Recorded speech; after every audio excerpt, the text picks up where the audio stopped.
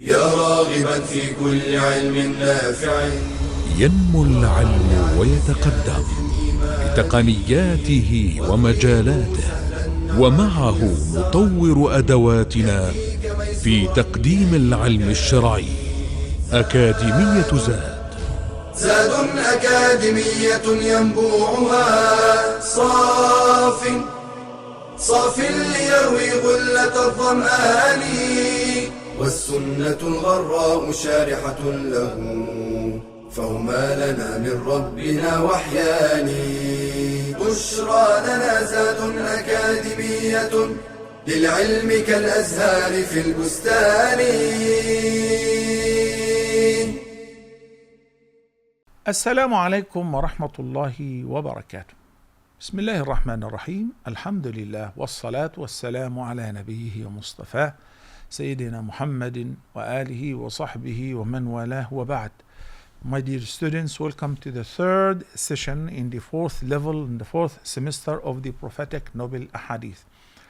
Today, inshallah, we'll study Hadith number 2, because the previous two sessions we studied Hadith number 1 of Tamim ibn Aws al-Dari. This Hadith is narrated by a very famous companion, Abu Hurairah, may Allah be pleased with him. He narrated that the Messenger of Allah, peace be upon him, said, "Religion is easy, and no one goes to extreme in religious matters, but he will be overwhelmed.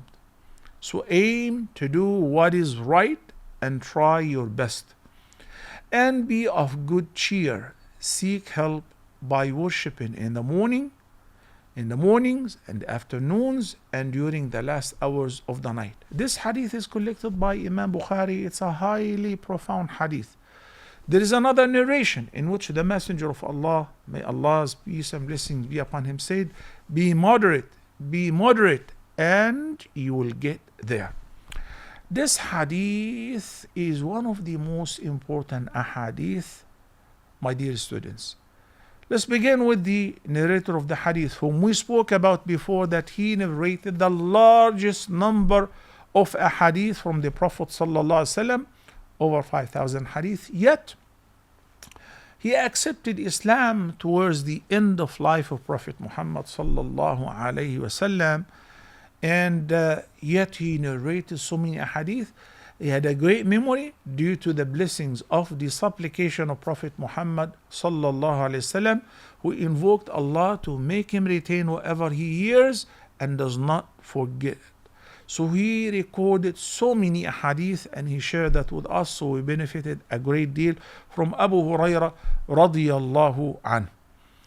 Abu Hurairah radiyallahu anhu was appointed by Amir al-Mu'minin Umar ibn Khattab radiyallahu anhu to be the governor of Al-Ahsa in the peninsula, which is Bahrain today. And he was also the governor of Medina for a few years during the Khilafat of Bani Umayyah. May Allah be pleased with Abu Hurairah radiyallahu anhu, who died on the year 59 after the migration of the Prophet sallallahu alaihi wasallam. So he lived after the Prophet sallallahu alaihi wasallam for almost 5 decades to benefit the ummah with his great wealth of knowledge. When the Prophet sallallahu alaihi wasallam says, "Inna ad-deena yusr," religion is easy. Which religion? We're talking about our religion. Inna ad-deena inda Allahi al-Islam. And whoever will go to extremes in the religion by overdoing something or by neglecting something will perish, will be overwhelmed. So the Almighty Allah, who said about himself, "Ala ya'lamu man khalaqa wa huwa al-latiful khabir," knows our capacity, knows what we can afford. And he said, "La yukallifu Allahu nafsan illa wus'aha." In Surah Al-Baqarah, Allah does not ask anyone, any soul, to do anything beyond its capacity. So aim to do what is right. How? By adhering to what is right, following strictly the guidance of the Quran, the Sunnah of Prophet Muhammad sallallahu alaihi wasallam, without going too extreme, without being negligent, بدون إفراط ولا تفريط. And try your best. What is the meaning of سددوا وقاربوا? If you tried shooting before, in the past it used to be archery, and archery is a fine art even as of today. So archery, you aim to hit the target in the heart, in the middle with your arrow. That's called tasdeed, aiming. Likewise, nowadays with the rifle, with the gun, with the machine gun, you're aiming at the middle of the target, the heart of the target. What if you don't hit the middle of the circle or the target? Well, still within, close range. So you still hit the target if it is not right in the middle. You tried, but it didn't go far away. That is saddidu wa qaribu. Aim right. And if you don't get it right, you still get it so close.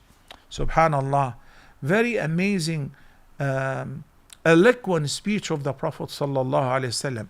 Especially when he say, Abshiru wa ammilu. Yani, be of good cheer. That is how we should hope for a reward from the Almighty Allah for anything that we do, even if it is little.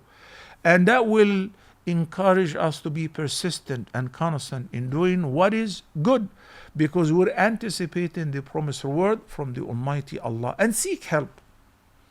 Now we need some help because the iman increases and decreases. So sometimes you feel like, you want to fast every other day, you want to fast Mondays and Thursdays, and sometimes you feel like, you don't want to do anything. The iman is going low. He said, seek help. Take advantage of what helps you to persist in worship by choosing the right time when you have the proper energy to do so.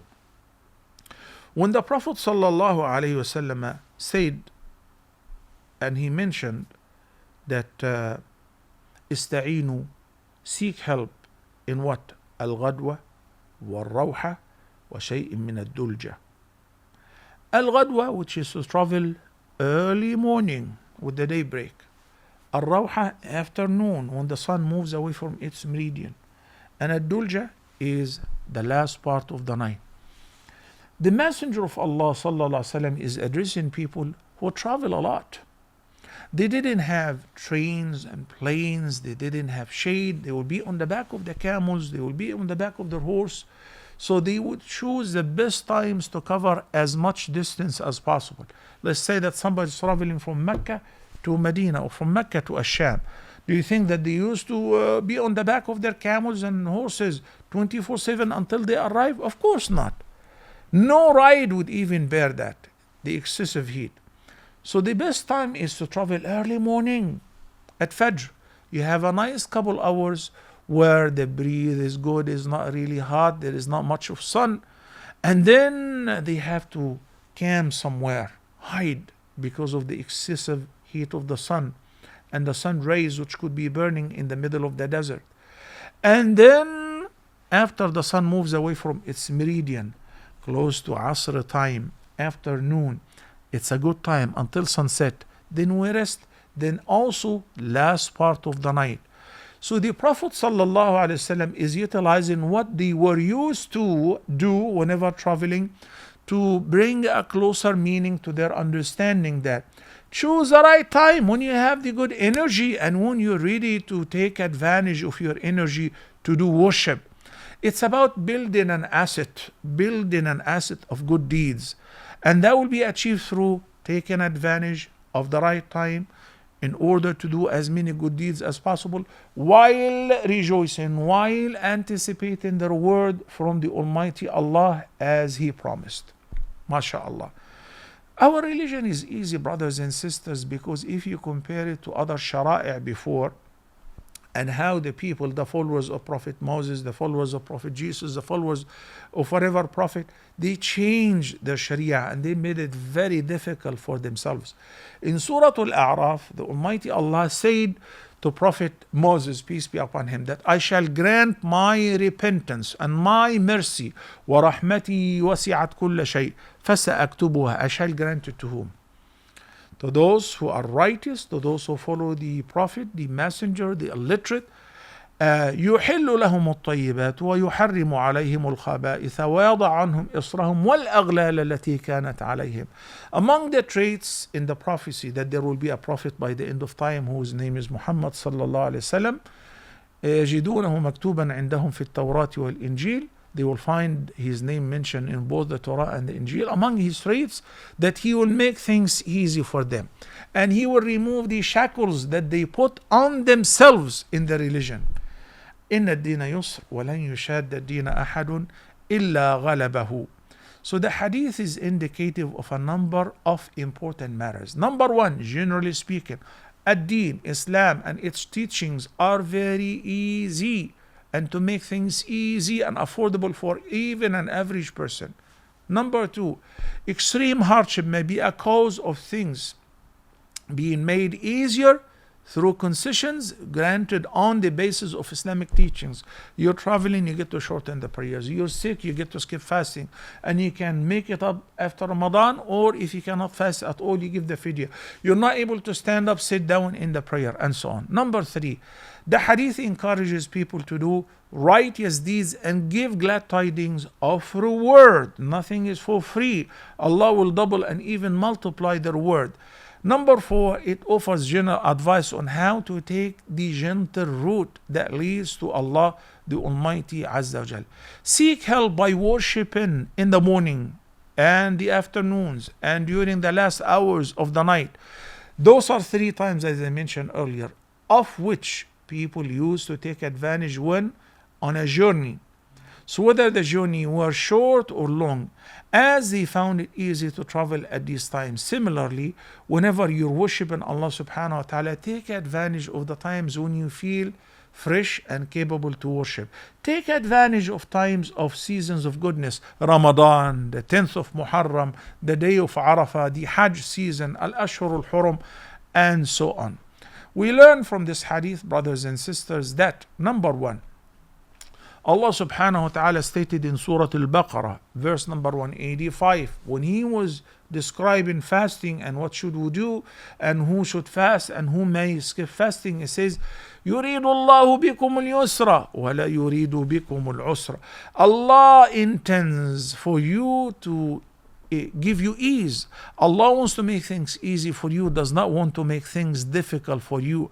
And that's why the Messenger of Allah sallallahu alaihi wasallam said, make things easy and do not make them hard. Also, the Prophet sallallahu alaihi wasallam in this hadith confirmed that he was never given the choice between 2 things, but he always chose what is easier. That's in the hadith, which is narrated by al-Mu'mineen Aisha radiyallahu anha, as long as both choices are halal. So he has a choice to do this or to do that. The easiest one in worship, or the easiest one in any matter, halal, he would choose the easier one, sallallahu alayhi wasallam. The fact that the Islamic rulings and teachings are easy is simply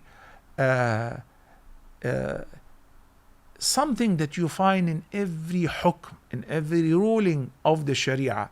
There is no doubt about it. But this doesn't mean that the individual should try to free themselves or himself or herself from adhering to the teachings of the deen. Who decides what to do and what not to do? Allah and His Messenger sallallahu alaihi wasallam. So can a woman say, ad-deenu yusr, no need to wear hijab? So she thinks that because religion is easy, you become liberal. You don't pray, you don't fast, you don't read Quran. No, it is Allah who decides what is easy and what is permissible. Meanwhile, difficulty and hardship, brothers and sisters, are aliens to the teachings of our religion, unlike the previous shara'i' and constitutions and how people made it difficult for themselves. Going extremes means going beyond the bounds of moderation. And Nabi sallallahu alayhi wasallam said, O people, you should commit yourself only to do what you're able to do of righteous deeds. For Allah subhanahu wa ta'ala does not get tired, does not get bored of giving word until you get tired. The most beloved of deeds to Allah are those which are done persistently, even if they are little. It's in a sound hadith when he was asked what is the best deed ever, he said one which is persistent even if it is a little. So make things easy for yourselves in order to resume your journey to Allah subhanahu wa ta'ala and arrive safely to success. May Allah grant us all success. Wassalamu alaikum wa rahmatullahi wa barakatuh. يا راغبا في كل علم نافع ينمو العلم ويتقدم بتقنياته ومجالاته، ومعه نطور أدواتنا في تقديم العلم الشرعي. أكاديمية زاد أكاديمية ينبوعها صاف ليروي غلة الظمآن، والسنة الغراء شارحة له، فهما لنا من ربنا وحيان. بشرى لنا زاد أكاديمية للعلم كالأزهار في البستان.